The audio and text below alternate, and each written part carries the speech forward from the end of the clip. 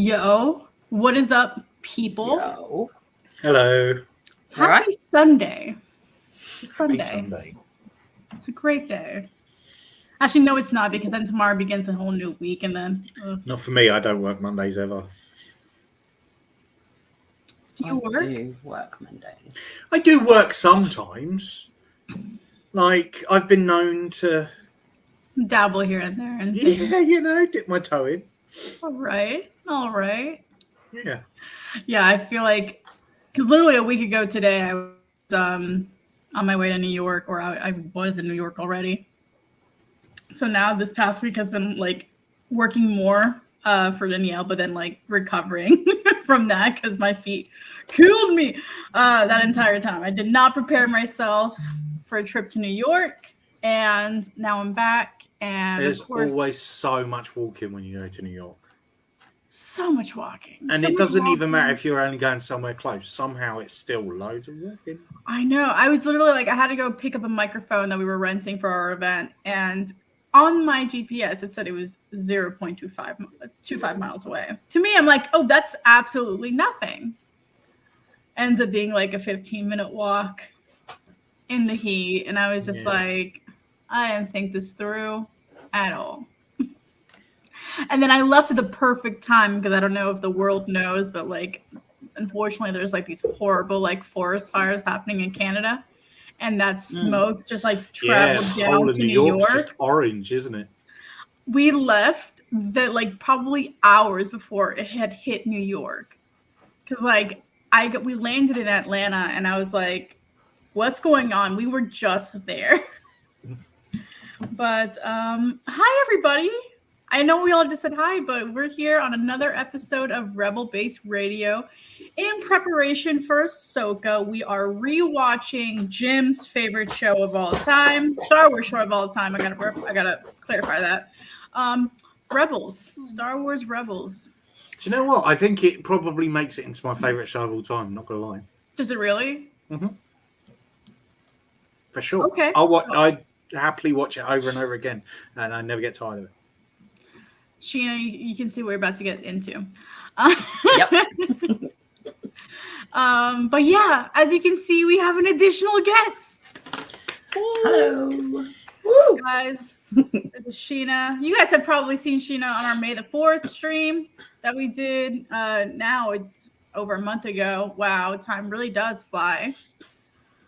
And then 2 months ago, we were all together at the lovely Star Wars celebration. How is that 2 months ago? That's right? Mad. That's literally what I was saying. That time ago. That is absolute madness. It's literally insane. And it was an insane event. Like, I remember seeing Sheena that one time, and then she texted me saying, yeah, we dipped. Like, we were out. The kids exhausted. The kids were done. Rebels is an amazing show. And it's perfect because we're getting ready for Ahsoka now that they officially announced the date of Ahsoka, which is going to be the 23rd of August, which is the day right before my birthday. And it's just like the best thing I can ask. What a present. What a present, right? What a I'll present. be turning 29. Like, it's Ahsoka's, like, the live action. Oh my God, you're so young. Thanks, Jim. It makes me feel so old. And guess what? You're still one of my best friends. So like, deal with that. Great, thanks. The reason that we brought Sheena here with us now is because, well, I made Sheena watch Rebels. You did. Pretty much. Yep. So I figured what I would do. See? What we would do is we'd bring Sheena on, because obviously me and Nat, we've seen Rebels before. I've seen it countless times before. Like, at this point, I'm on my 7th rewatch. But this is the first time that Sheena has approached the Rebels, and I thought it would be cool to have someone who's got fresh eyes and is only seeing it for the first time. And what they take from it, because obviously you know what it's like in Star Wars. Like you sit there and you watch stuff and you build the lore around it and you delve into the lore further and you go, okay, well, this goes to here and that goes to there. But when you're watching it for the first time, you don't get that. You literally just take it as at face value. Mhm. So we figured it would be very interesting to get it from someone who's new to it, get their view on it and see what they think. And get it from somebody that actually, and I quote, you could hear it on our last May the 4th live stream, literally said, I hate animation. I won't watch anything Star Wars animation. And so here we are with Rebels. And we're actually covering today, this is week 3. So if you follow Jim and I on Instagram, we have our whole schedule out as to what we're doing. It's going to have to change because I didn't not really. I think if anything, we'll condense the last 2 weeks together or just do a double live stream that week. Yeah. But we're covering episodes 10, 12, and 13 of season 1, Path of the Jedi, Vision of Hope, and Call to Action. Hi, Jim. It's Jenny. Hi, Jenny. Jenny is Cass's daughter. Hi, Jim. Ah. Hello. Jenny. But yeah, so here we go. Path of the Jedi. Who wants? I love this episode. You want to give thoughts, or should we allow Sheena to give her thoughts? Sheena can give her thoughts. I love this episode. What did you think of this episode, Sheena? What were your thoughts? I echo Jim. I loved it. In all honesty, I'm absolutely loving Rebels as a whole, and I'm so glad that Jim wore me down and I started watching it. Me and the wife are definitely really enjoying it. I definitely need to wear Jim more down on Attack on Titan because I guarantee you he's still in the same episode. God, listen, there's been a lot of TV on at the moment. Yeah. You're shitty reality TV. I get it. Married at First Sight Australia was on. My there was God, a lot going you guys on are horrible. Right. Married at First Sight. Oh, I love it. I love trash it. I love it so much, and I don't even care. Don't even care. Can't wait for the UK one to start again this year. I'm so excited. Anyway, that's why I haven't watched Attack on Titan. Yeah, sure. Okay. But yeah, the cool thing about this episode is we get, I don't think we see much of the Empire aside from the Grand Inquisitor for that really quick second. Yeah. But this is a pretty much one of those episodes that's very Ezra and Kanan bonding together as master and apprentice. And I love it because Kanan, this is where Kanan admits, he goes like, if my master was here, she would have done X, Y, and Z to you. And then he's like, wait a minute. Now that I think about it, I'm lacking a lot of training to do this completely.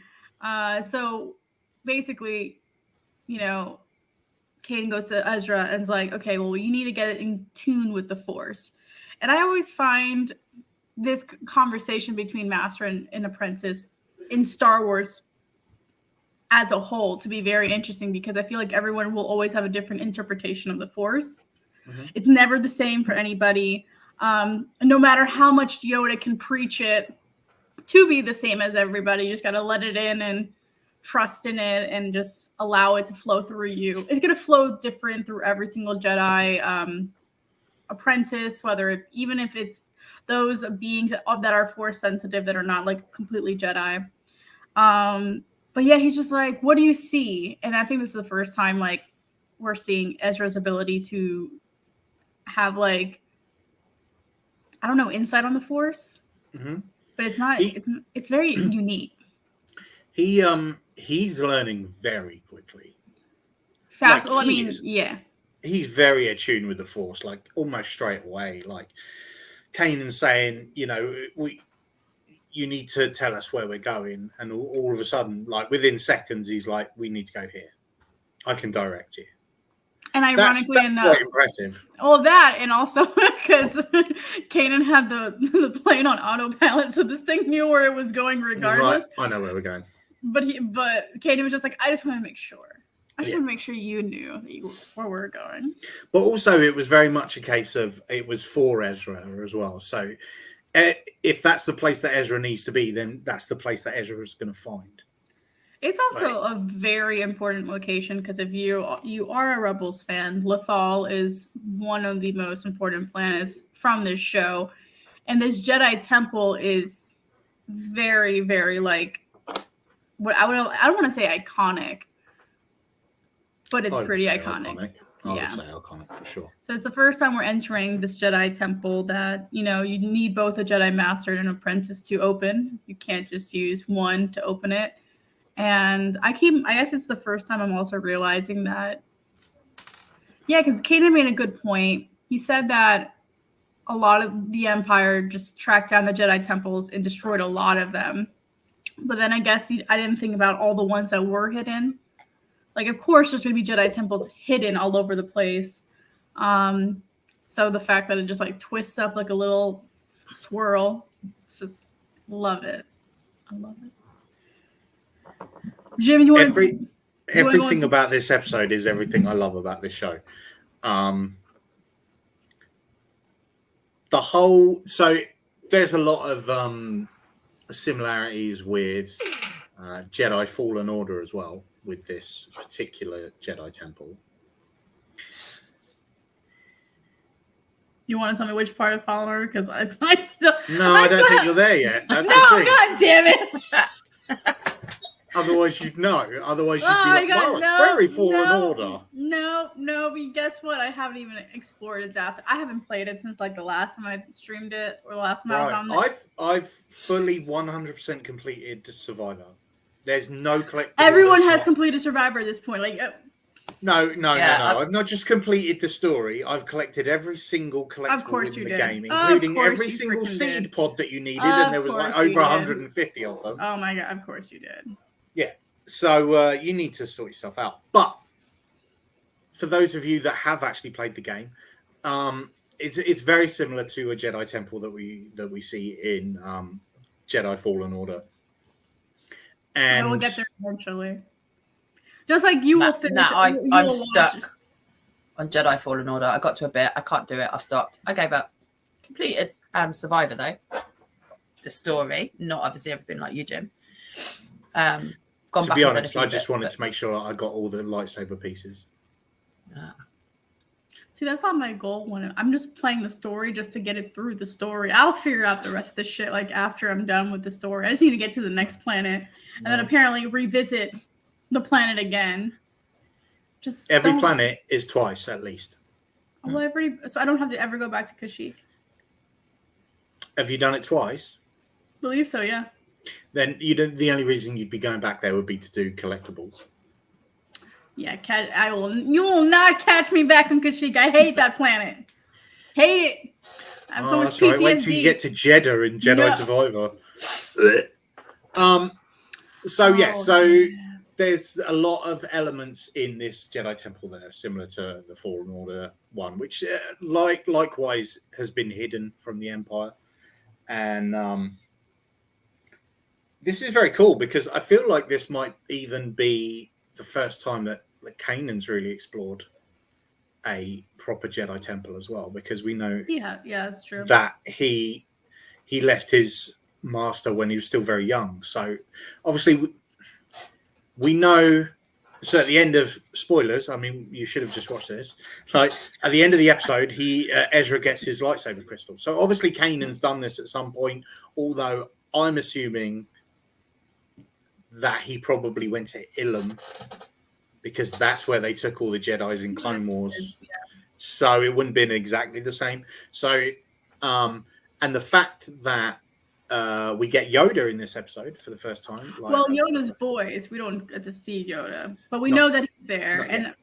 And what's crazy is that Ezra's listening to Yoda for the first time, and he's just like, who is this old man talking backwards? But then Kanan knows it immediately.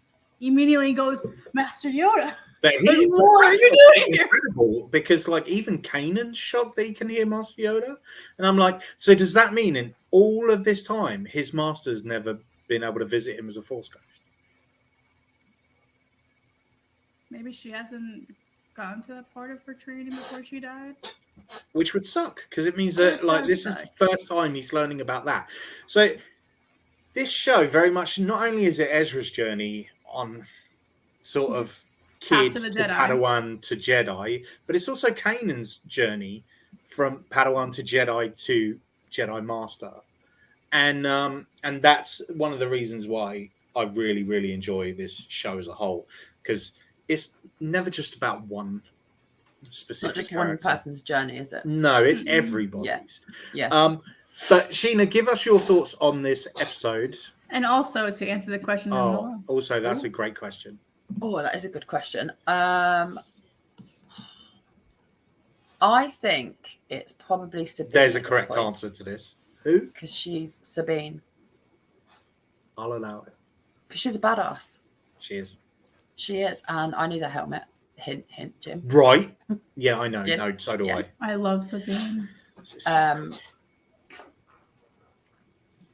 I. Do you know what? I like Ezra Kanan's relationship, and I'm starting to like it more. In the beginning, I think Kanan was like a bit of a dick. Don't take that the wrong way, because I know you love him, but he was a bit. No, of a dick. I said the exact same thing last week. Yeah, and Yeah, he's kind he's an of asshole. growing on me now, and I'm seeing him as the series is going on. I'm seeing him become, I guess, better and more aware of himself. I like Ezra, but I think at the minute it is probably Sabine.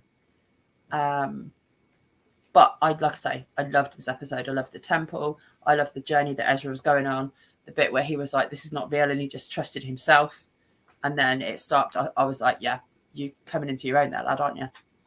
Well, it's definitely that test that Jedi will always go through, because we even see this in Luke in in Empire Strikes Back, where he goes into the forest and he sees Vader and has to fight him. And then he's seeing the Inquisitor Ezra seeing the Inquisitor just kind of like chopping down all his family, basically.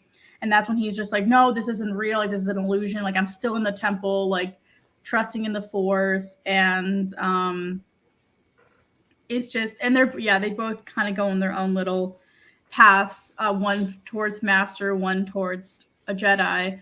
And oh my God, they're just so good. But I think another reason why we're starting to see more Kanan being more like getting his shit together is because it's finally hitting him. Mm-hmm. He's like, oh, I really have to teach this kid. This is not like at the beginning of the series, we kind of saw him, we're just like, yeah, like this, he wasn't part of the plan. I definitely am not going to be the one to train him. The next Jedi will find. Yes. Got it. But now he's just kind of like, well, I really even can't say that I'm fully a Jedi because never really completed my training. So I have a lot to learn too. And even Yoda brings that up in this episode. He's like, oh, so you're a master, are you? He's like, what? No. No, it's like, no, so, I didn't do X, Y, and Z. So yeah, so he understands that he's got a lot of work to do himself, and that training a Padawan is not just ABC. This is what you learn. You know, there's so much more to it. Yeah. I believe that is correct too. Yeah. When did Anakin learn then?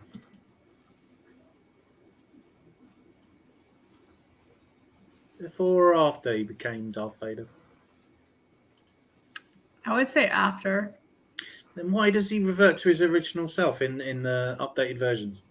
He shouldn't. Also, why is he in brown robes in the updated versions? He never wore brown robes. You know what? Why don't you ask this question to George Lucas himself, sir? Ask him that. Oh, question. I've got a lot of questions for George. Don't you worry. Better ask before this man passes away. Right. Actually, that's gonna be a very, very sad day. Like the day that George does pass. It's gonna become a national holiday. It's gonna be a tragedy. Like, if anything, that will be more impactful than the Queen dying. Sorry to those that. Oh, I definitely will be for me. I can't I was waiting for you, Jim.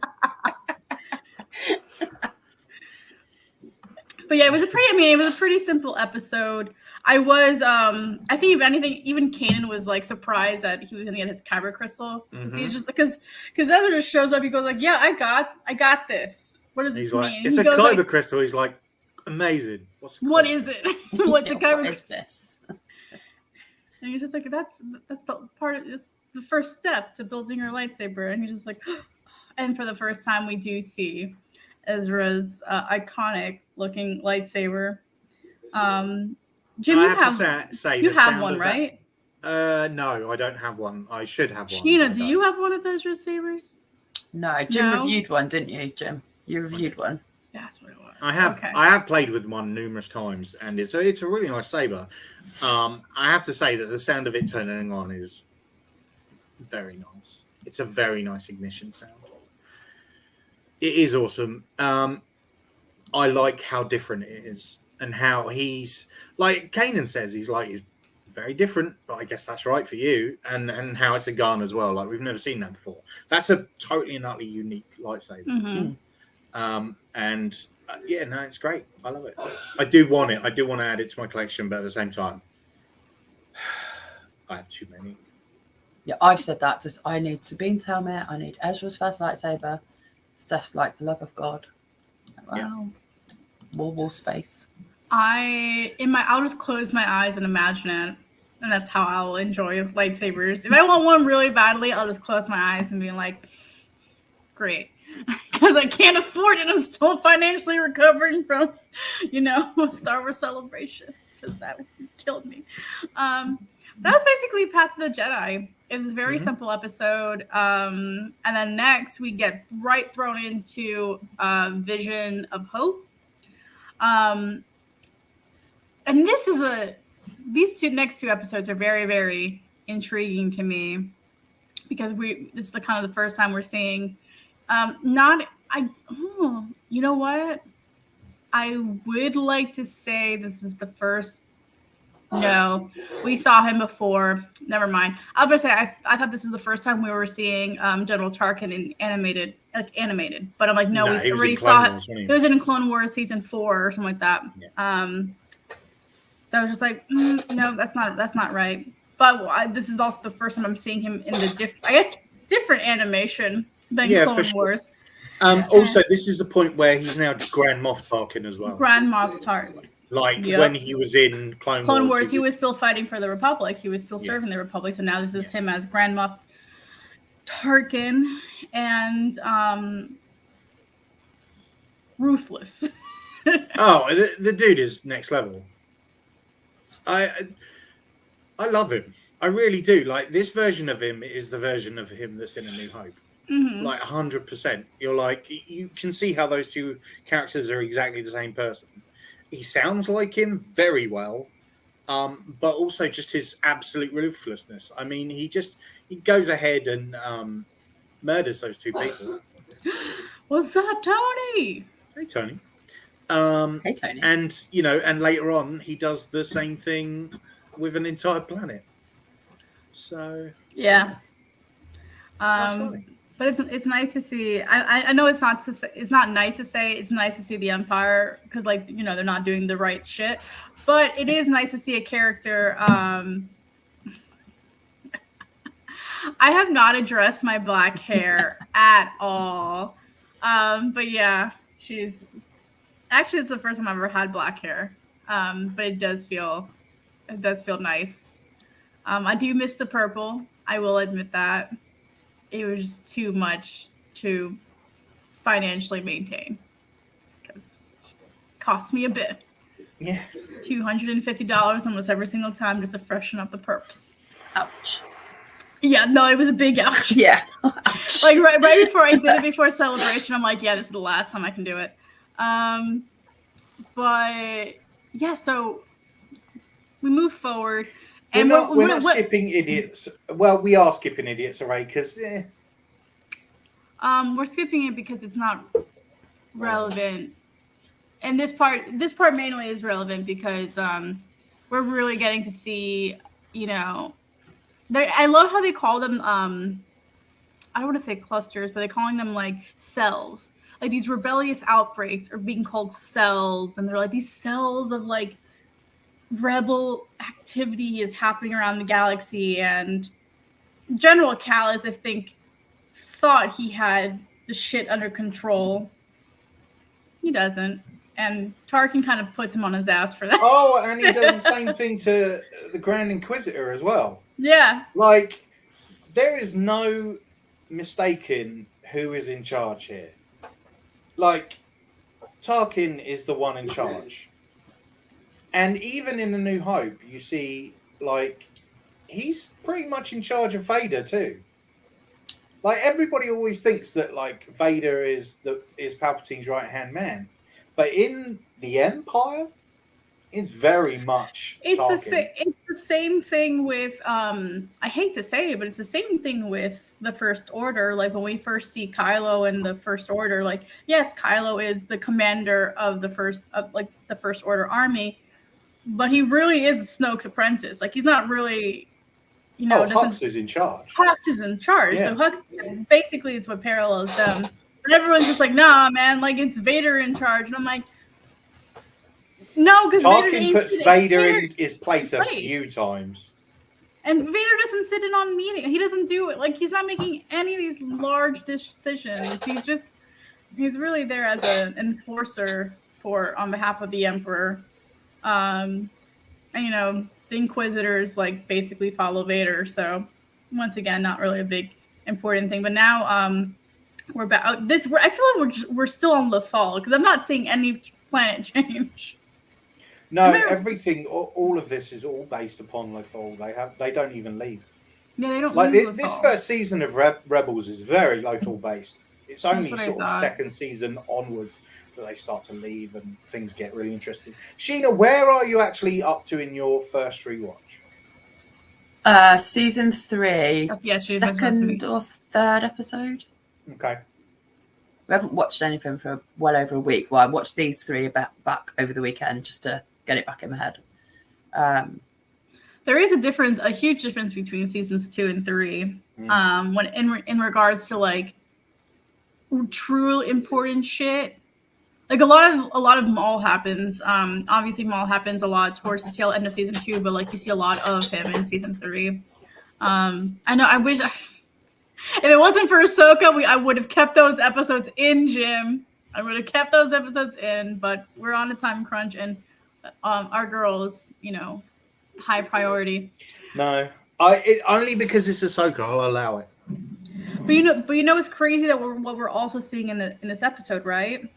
We're seeing Ezra's ability to have visions. Mm-hmm. Like we're seeing he had all these visions, which kind of overwhelmed him, and which is he didn't understand them. But then when he was explaining them to Kanan and the team, I think Kanan was just like understanding, being like, okay, that is part of the ability of what a Jedi has, but, like, just don't overthink on them. I think it's basically you have to take them at face value. But you can't like just be like, this is what's going to happen, because visions can change all the time. But then, like, when he was on Lothal and he basically was meeting up with his cadet buddy, they got caught by the troopers. He's just like, oh shit, this really is my vision coming true. And that was an interesting. I also forget he had friends on Lothal. Like, he's just like, because he was just like, hey, what's up? And number one, this kid did not know his proper name. So I was just like, wait, he has other allies on the planet, but he made it seem like he literally is this, like, a loner kid just walking around not knowing anybody. I mean, he probably knows, like, all the rest of the kids around. They just That's don't, what I was hang out thinking. and stuff. Yeah, they're just like, yeah, we don't go out for coffee or shit. No. Like, who does that? Or tea? Who drinks tea? So Maloo runs. That's why. Yep. And Maloo run juice. Mm-hmm. Yeah, and then basically, one part of the vision that Ezra has is seeing this general that has been coming up around the galaxy, like, protesting against, like, imperial, like, I guess, like, events. He just shows up out of nowhere, and the ghost team is basically like, yo, we need to save this general because he's coming here, and just kind of, like, keep him, like, under our protection, and just kind of, like, reach out to him and see who else is essentially, like, doing what he's doing. Because I think at this point, the only contact that the ghost team has is Fulcrum, but no one knows what Fulcrum is. No one knows who Fulcrum is. I mean, we Hera know. does. Hera does, but that's like the one person on the entire team that it's in on all that intel. Versus, so like Kanan and the rest of the team will be like, oh, well, it'd be great to meet up with the general that, you know, is basically like out, like, how do I make the term sound? Jim, help me out here, man. No, I enjoy sitting here watching you die. God, fuck you. Try again. Use your words. God, my words. Oh yeah, that's what I was gonna say. Basically, like Zeb and all of them were just kind of like, it's nice to meet somebody else in the cause that's trying to do what we're doing.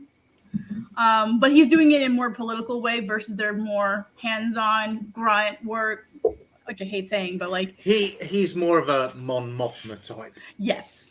Yeah, doing things in the Senate and yeah, the more political. Well, that's what we're led to believe. That led to believe.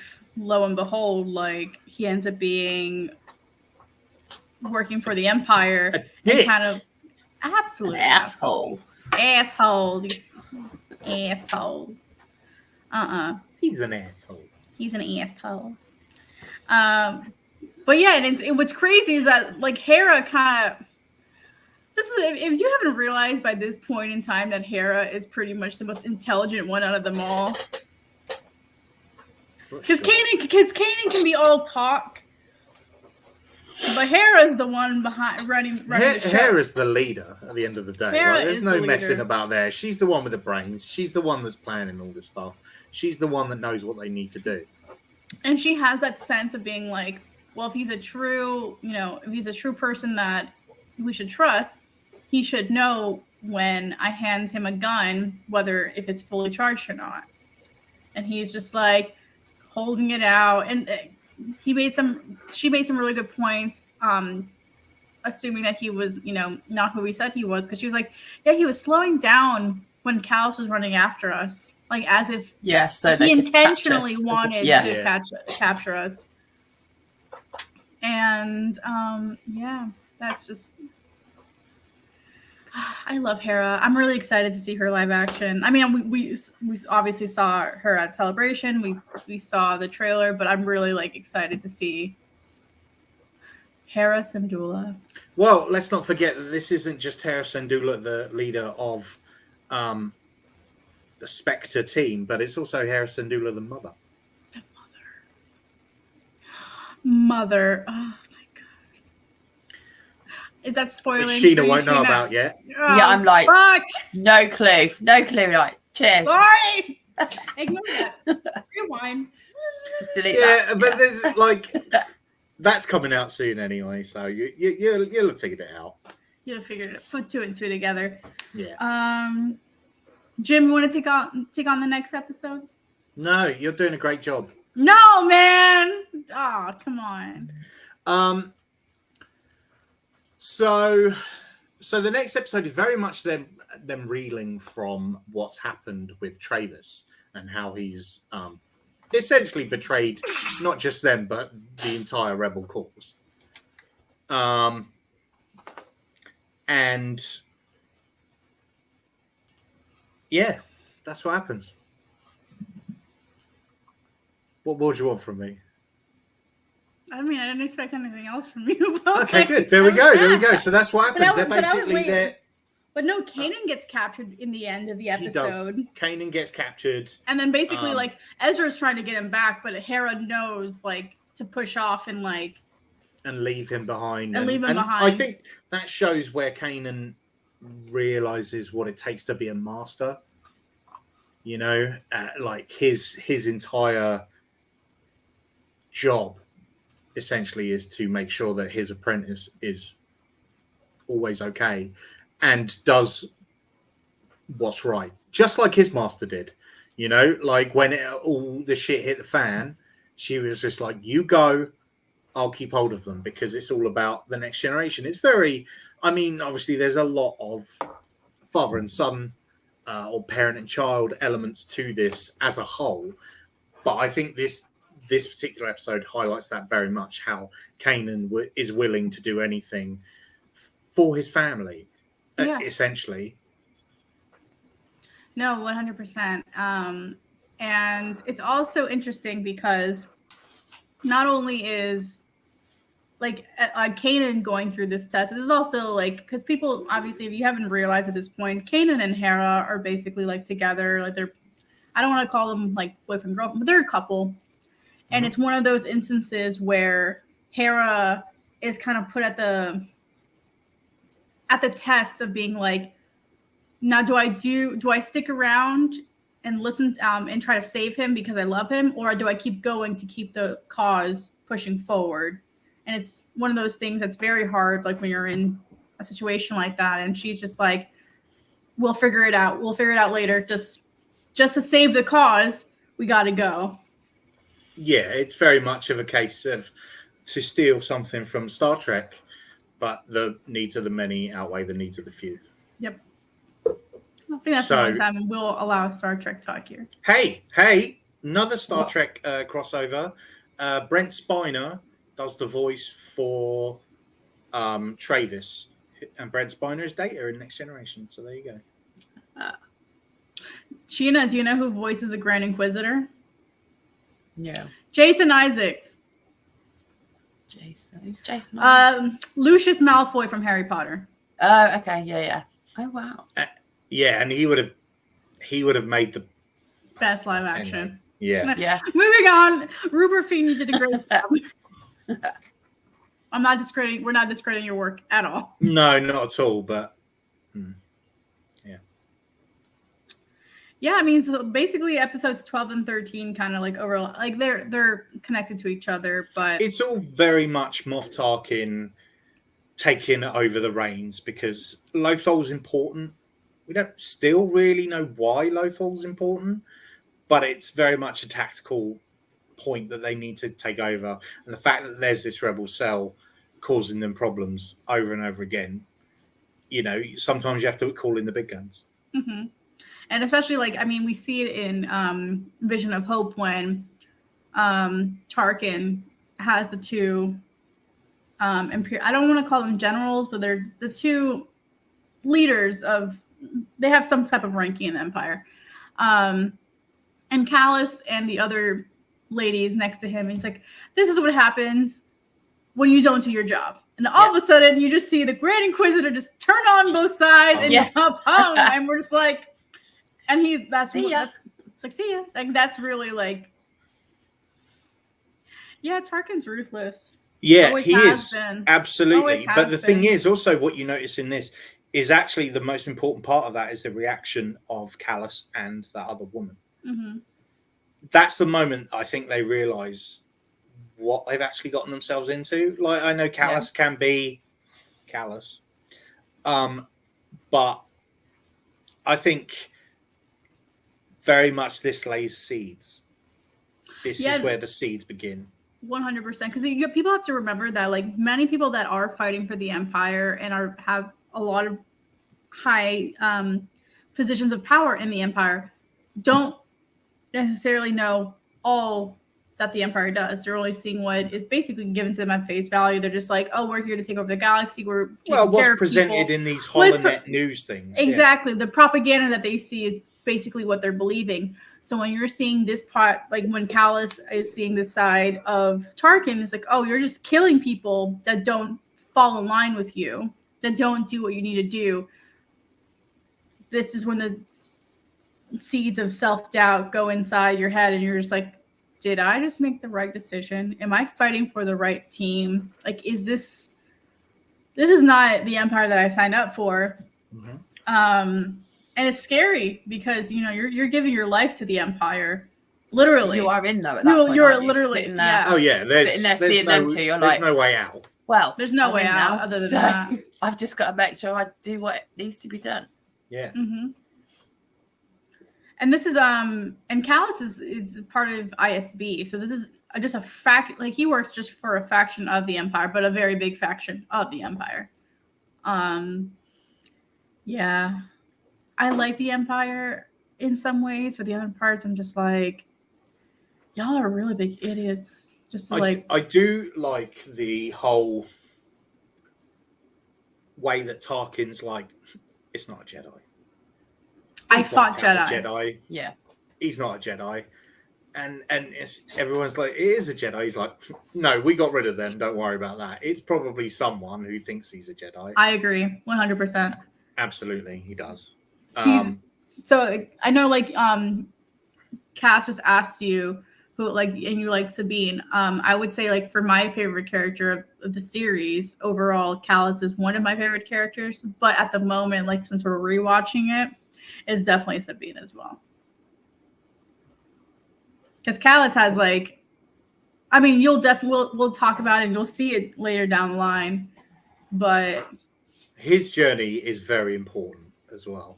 But that's what we were saying earlier on. Like, this show isn't just about the main characters. Kanan. Yeah. It's not just about Ezra. It's not just about their journey. It's about everybody's journey. We very much, as the series goes on, we very much get parts of Sabine's journey and her entire life. The same with Zeb, and the same with Callus, and the same with Hera as well. All of these characters are very much, and Ahsoka as well, are very opened out. Like, it's never just we're focusing on this and they're the side characters. Yeah. There are no side characters of the Ghost crew. They're all the main characters. In different ways. Exactly. And I think that's how they've managed to make this show so good. There's a lot of hearkening back to the original trilogy, and how the fact that sure, Luke was the Jedi, but Han, Leia, and Chewie, they were all just a bigger part of it, as was R2 and 3PO, They all had their own stories. They all had their own character arcs through them. And I really like that about the show. Like, at first when you think a certain character is this, but then as time goes on and they expand on them, you realize why they're the way they are. I originally thought Kanan was in charge of everything, but he's so not, is he? Like you said earlier on, it's Hera. She's in charge. She's in charge. If you had to formally say who's the leader, it would be her. Oh, it's definitely her. She's the got captain. Everything going on. Yeah. She's the one who makes all the missions. She's the one that gets all the missions. Yeah. She's the one that plans everything. Like, Kanan essentially is there as him and Zeb are the muscle. I hate to say it, but I'm literally making this comparison because it's the same voice actor and it's the same actor, Freddie Prinze Jr. Kanan is, he's basically Fred in the mystery in the in Scooby-Doo. But the real brains of the team is Velma. Because she's the one she's a smart one. Like, she's the one that got like everything in her head. She comes up with all the plans, and that's basically Hera. Like, Kanan and Fred are just there for the muscle and just to have, be the face. But like, realistically, the brains is somebody else. Yeah. And plus, like, I think that another reason why I found Kanan to be such an interesting character in Star Wars and something that we haven't really seen yet is because he is like we mentioned earlier, he's learning about the Force side by side to Ezra, like, for the first time, because he really didn't. He even said, he goes like, I know I closed myself off from the Force for so many years, but as a kid, when you see Order 66 happening in person, you're petrified. You have a lot of PTSD. So the one thing that you tell yourself, like, well, I can't be found out, so I guess I'm just going to conceal it away and never use it again. But now he has Ezra, and he's just going along this journey side by side with him, just in a different way. And I think, if anything, this is maturing Kanan, because I like at the beginning of the series, he's very immature. He's just very dickish, assholey type, but he starts gaining a lot of character just training Ezra, which is funny enough to me. I think that's how, obviously, Sheena, you haven't watched Clone Wars, but it's kind of how Anakin is like in the Clone Wars. He is not a dick, but is very in his ways of. He is a dick. He's a dick. He's a dick. And Ahsoka is like an immature brat. That's Yeah, kind of why she it is. makes She's a them, pain in the ass. Yeah. she's a pain in the ass, but that's kind of why they're both perfect together. Yeah. As master and apprentice. But it's kind of like, I don't think Kanan could have had any other apprentice, and I don't think Ezra could have had any other master teaching him. So And, even this goes a long way.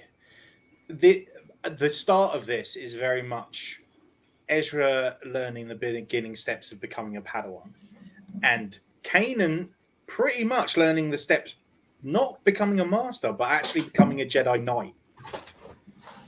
Like, this is his steps for Jedi Knight, but then further on down the line, we definitely see his transition to Jedi Master. And there's some stuff that, steps. and there are some bits in this that things get real deep for Kanan, and you're like, this is where he transitions again from Knight to Master. And and we definitely see the transition of Ezra from Padawan to Jedi as well. And it's all done so well. And I think one of the benefits of it being a show is we get all of those beats as it goes along down the line, as opposed to like a movie where most of this would have been told in the first half hour. Yeah. Basically, yeah. Agreed. So that's why Kanan's the best.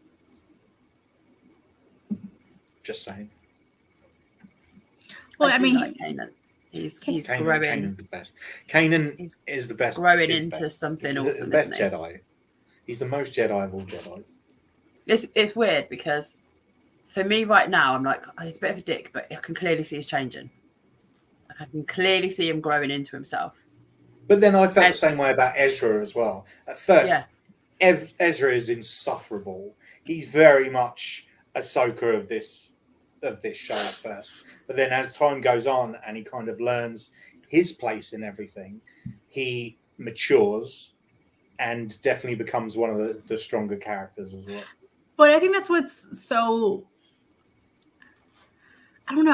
I think that's what's so attractive about Star Wars just in general.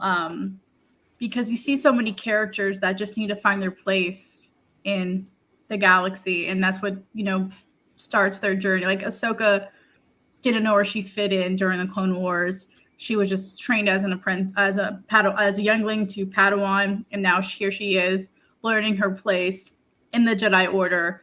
And then obviously after she leaves, finding her place within the galaxy as how can I serve? We see it again. We see it with Rey in the sequels. They're just like, where do I fit in this story? Same thing with Finn. Same thing with Poe. Same thing with Cassian. Same thing with so many different characters in Star Wars. And it's just why I love it so much. Because at the end of the day, every single character just trying to find their way through this crazy galaxy. Even with Asajj Ventress, after she falls off and is no longer Dooku's apprentice, like she has to find her way through the galaxy and see where she eventually ends up dead. She ends up dead, obviously, but she tries to find herself along the way before she dies. Yeah. And then gone. But at least she was killed by Maul, so it's fine. Yeah. I don't mind if people die as long as they die by like good ways. Yeah, I don't know. I still don't know how I feel of you using. And of course, this is definitely a sequels thing. You using your Jedi power or Force power enough to kill yourself. I hate that shit. No, I love it. That's the most Jedi of all Jedi things. Using every ounce of your being to save the people you love. You win a battle by not being there.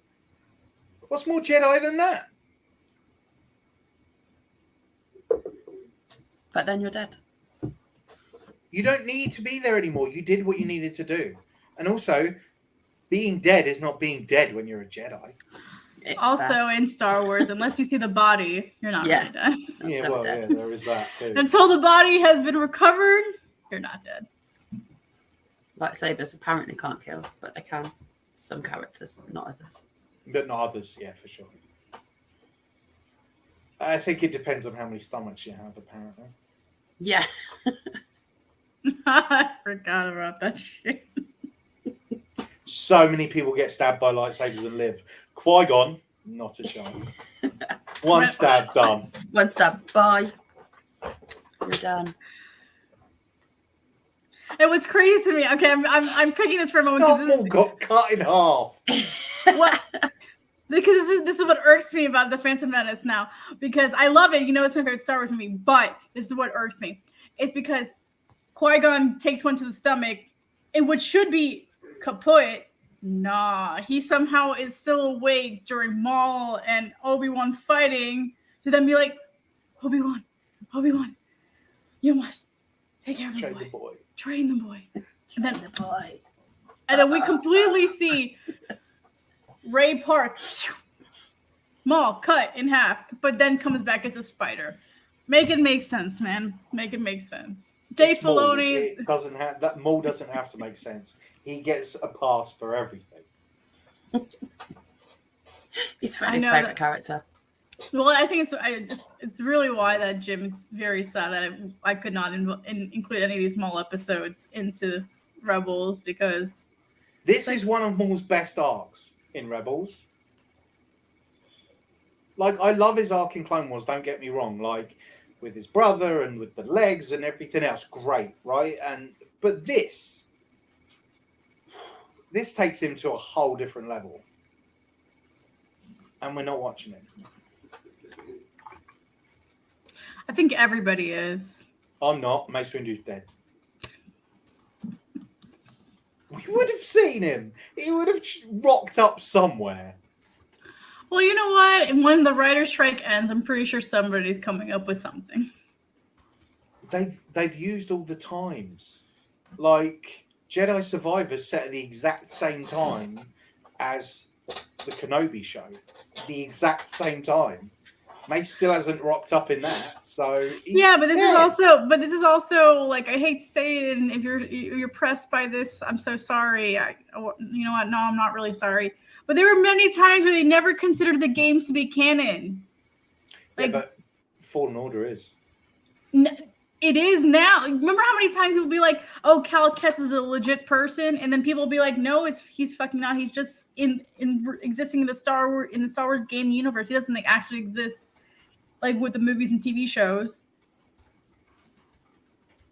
Yeah, but he does. But he does now. Like he was always meant to. He was always meant to. I don't know. It was some 80s drum machine. I don't know, but I liked it. So sorry, that was my phone. He was always meant to be part of the larger canon. And now he is. I mean, mainly, I think the reason why, because I'm going to be that fan that says, like, I didn't consider Fallen Order part of canon, is because they didn't market it enough for it to be canon. Yeah. If that was the case, Cal and everybody within Fallen Order pretty much would have been more present in the movies, shows.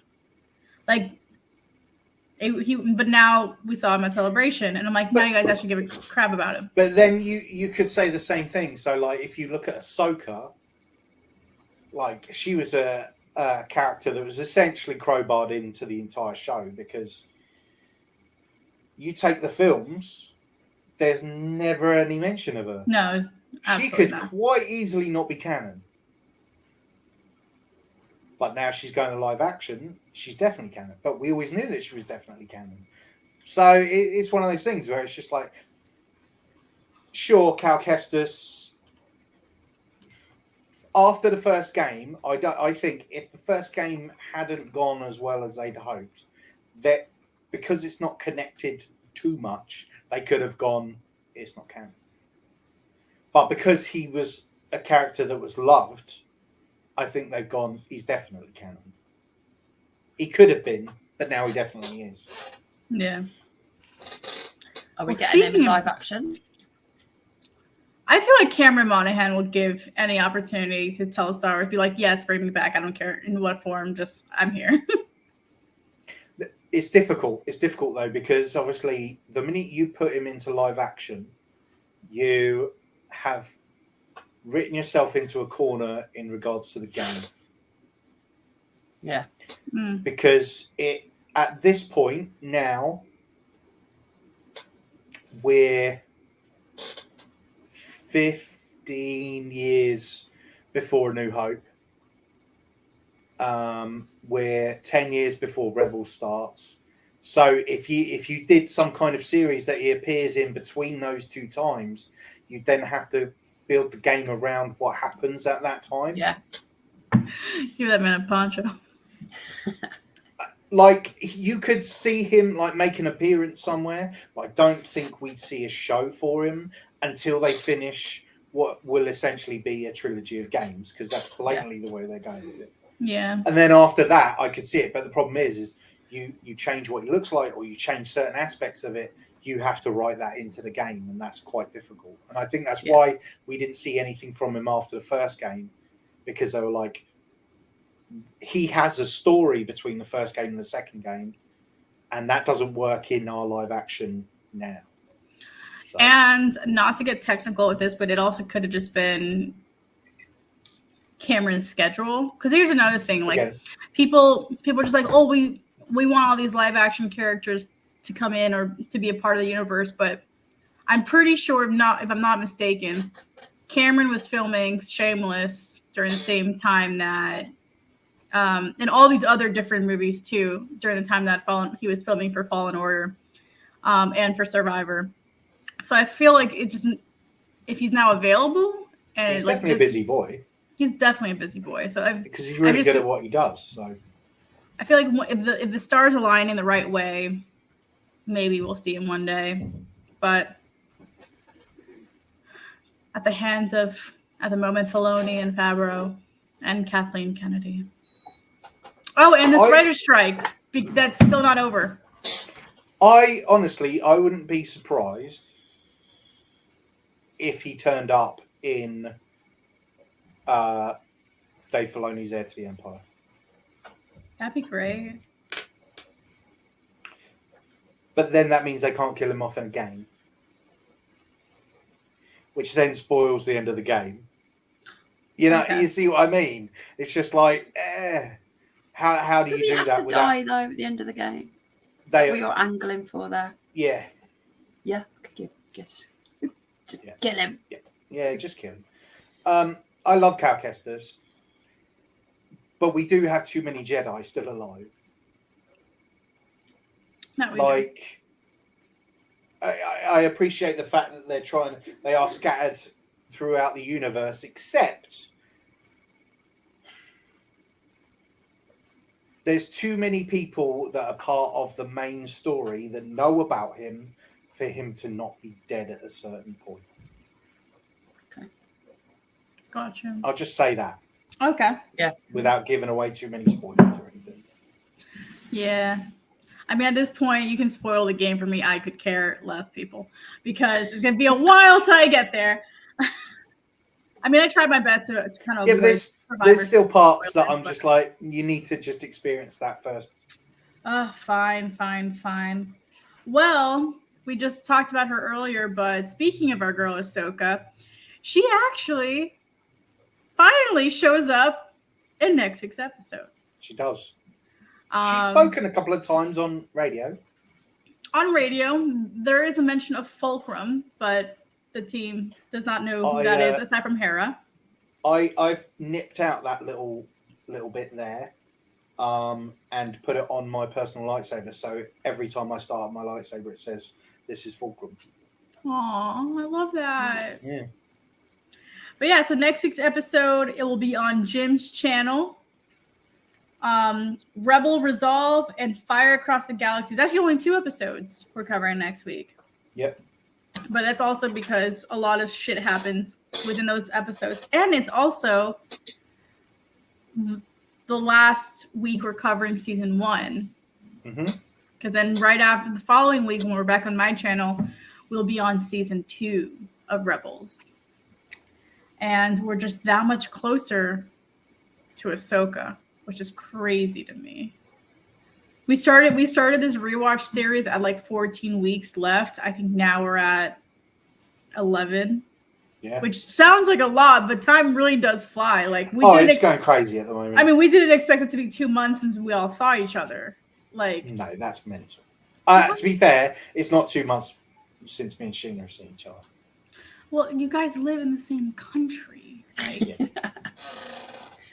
We have hung out, haven't we? We have. I've got some of your savers that I need to give back to you as well. I know. When's the review coming? after he watches Married at First Sight, apparently. Well, it's not coming then, It's is finished it? now. Yeah. Yeah. You sure about that? Yeah. No, I've already filmed it. I have filmed it. Tuesday, I have a Lego video coming out. It'll be the following Tuesday. Ooh. Excited for Lego video. Is it the same format as the last few? Is it like an old? Man, come on! It's some new sets. I Listen, want some old sets with a history of the minifigs. Come on! I do appreciate that, Sheena. Right, but I look to the left of here and I see how many brand new sets I've not opened yet, and I'm like, I need to build some stuff and I need to review some build stuff. But I tell you what, I will do just for you. I did my mystery unboxing, didn't I, of one of my mystery Lego boxes. Yeah. I will build the TIE Fighter and X-Wing sets, the old ones. I'll build them and do a review for my next Lego video. Just for you. Okay. I loved the Ghost. It was so cool. Hey, listen, it's about to get even better when they release the new version of it. And it's going to be bigger and it's going to be better. And I'm so excited. And there's rumors that there's going to be a HasLab 6-inch version of the Ghost being released that I'm going to have to buy as well. Amazing. Now, if I could just pull together 250 quid to buy the Phantom 2 in Lego, which is that big. How much for that? 250. Jesus. Because it's the only Lego set that includes Grand Admiral Thrawn. Oh my god. Ouch. And Blind Kanan with his mask on. You're going to buy that at some point, though, aren't you? I see now in the future there's a review video. It fits like the Phantom 1 does it. Yeah. The 2 fits in the Ghost. I can't bring myself to spend that much money on that. That's such a small set.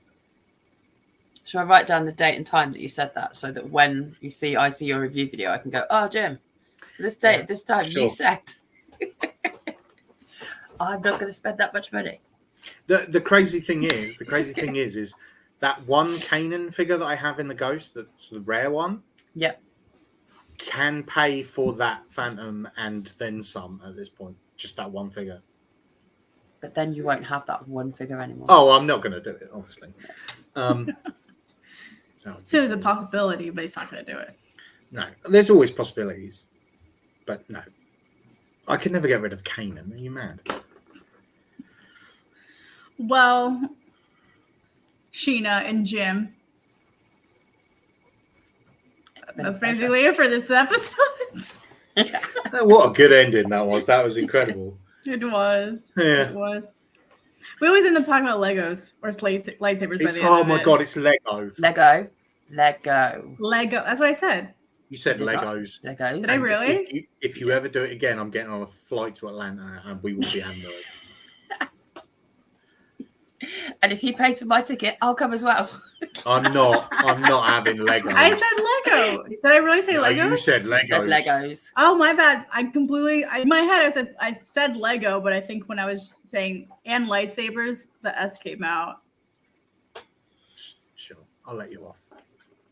Thank you. Just some dialect issues here and there. Yeah, right. Inflection of words. My bad. Well, ladies and gents, that is it for this week's episode of Rebel Base Radio. Like I said, we'll be on Jim's channel. Are you down here? Mm-hmm. He's down there. We'll be on his channel next week, discussing the last episodes of season 1, and I will be decked out in all Ahsoka gear. That'd be great. I'll do the same. So Sheena, whatever Ahsoka, I'll find some Ahsoka gear before you'll find it. I'll wear my next week. ears. I'll wear my I have my Ahsoka ears ears. too. Yeah. I'll wear my Ahsoka ears too. I'll And do with the that- face paint. I Do won't it. do the face paint. You I You have should the face actually you paint, should but, yeah. because that'd be really cool. That would be cool. I think I only did the face paint once when I did like the Star Wars the Star Wars 5K here at Disney World. I did the half marathon. I did Star Wars half marathon with no training. I dressed up as Ahsoka, face paint and all. Surprisingly enough, it lasted till the end of the race. So that That's was quite impressive. It actually was It's really impressive impressive. that you did half a fucking marathon. I know. I got I'm shin like- split. I got the shin splints to prove it. That Like- sounds tiring. Like Oh, with no training. the fact that you said 5K and I was like, fuck me, that's a long way. Oh no, because it was a whole weekend. So it was the 5K, the 10K, and then the half marathon I did. And that was called the Dark Side Challenge. No. Nope. No, it's did not that. worth Nope. it. Was No, not worth I'll have nothing. a bowl of ice cream and I'll watch it, all right? Yep. All right, guys. Well, see you guys next week. May the force be with you. I'm Nat, aka the Real Jedi Princess. That's Jim, aka Fulcrum of the Force. That's Sheena, aka SJWeathering. Follow us on all social medias, and then we'll see you next week. Right.